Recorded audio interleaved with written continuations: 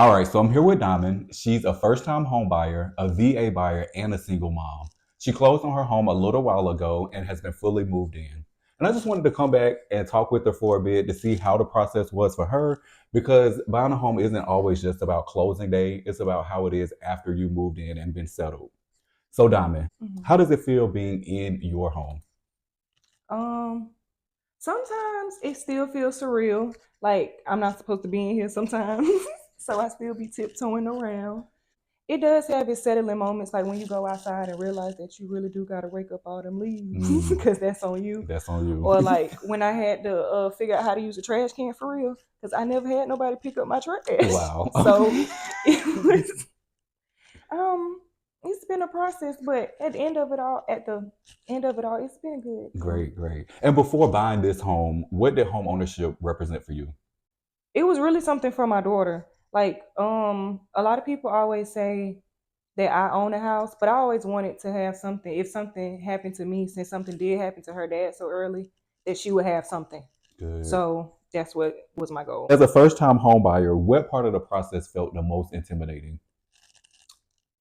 After you sent the offer, everything started happening too fast because it was like the earnest money that I didn't know about. Like it was just a lot of things when you think about buying a home at first, it's like some stuff that you don't think about that you have to do, which is in the process, but you don't know. Right, So yeah. exactly. So, was there anything you thought would be much harder than what it actually was? Yes, finding the home that I like. That was the hardest part for you, finding Yes. something that you like. Because we Cause saw a few different houses. yes, we went to many places and I was compromising a lot on the location. Okay. But I really had my heart set on trying to come up here, and you remember we seen this house and it was just instant. Yeah, Like, yeah, and I feel like it's hard for somebody just to fall in love with something or think that every aspect of the house is like something that they really like. correct. But it's really nothing that I don't like. And I Okay. feel like that's a hard thing. Nice. So, before using your VA benefits, what did you think the process would be like? The only thing that I knew about my VA benefits was that I didn't have to do the down payment. Now I did when I did research, it was also something there about the funding fee. Hmm. I still don't know what that completely is, but that's because of the VA loan because they covered that. Right. So that was probably something that I thought was more. Do you think using your VA benefits made home ownership more achievable for you?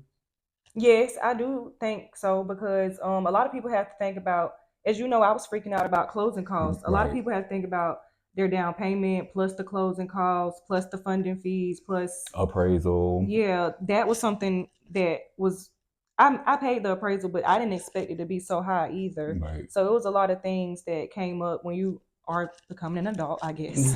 There's a lot of adult costs.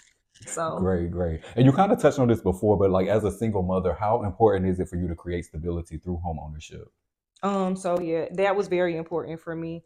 I just wanted to show my daughter that we do have somewhere that she can always call home and come home to if she wanted to. She still has her grandparents, and she has a choice now. Like, Okay. you want to go to your room, you can. Because before I was in a one bedroom apartment for a long time, she didn't have a lot of the things that she has now. Right. So it gives her a room to play in, a backyard. It gives her more than just stability. It gives her somewhere to go. So do you think like the stress and the uncertainty was worth it now that you're in your home?